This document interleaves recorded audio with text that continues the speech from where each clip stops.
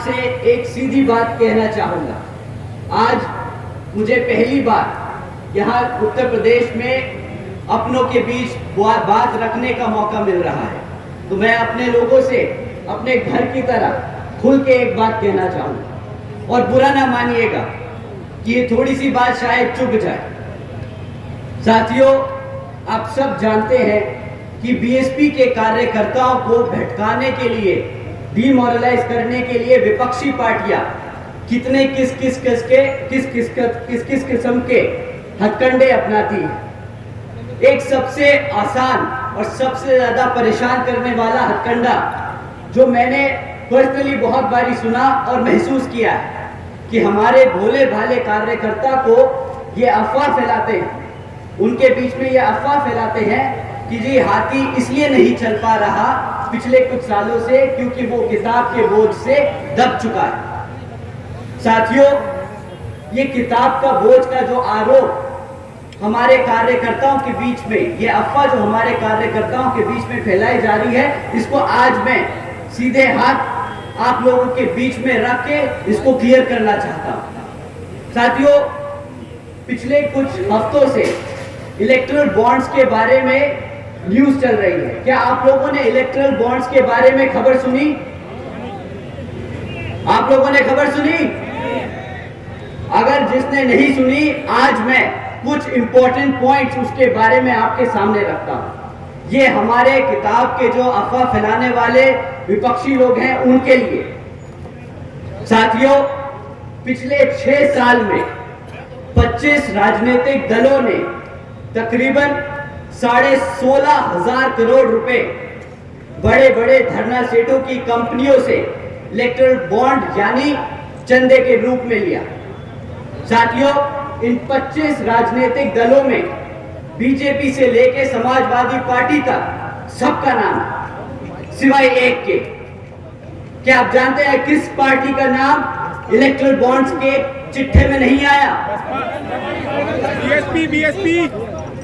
साथियों, आपकी बीएसपी सही कहा। एक बड़ा वादा लेके आए थे, सबने इसी नाम पे वोट दिया था कि हमारे बच्चों की नौकरी लग जाएगी।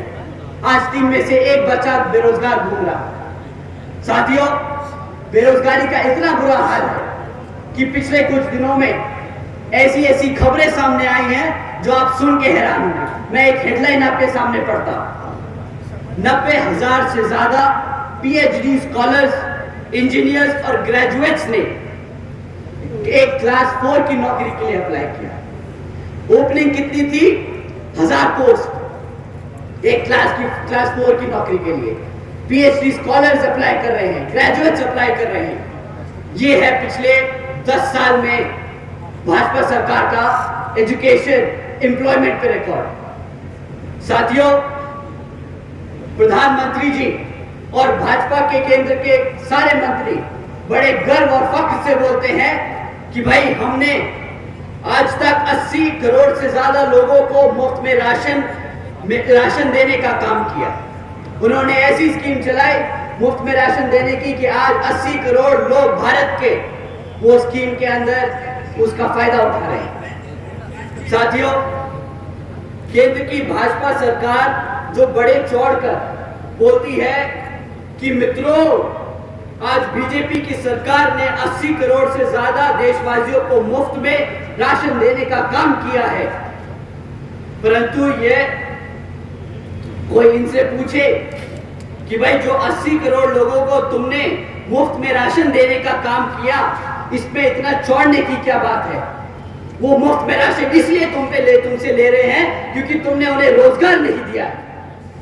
पिछले कई सालों से तुम 2 करोड़ नौकरियों का वादा करते रहे और बताते रहे कि कितनी नौकरियां हैं।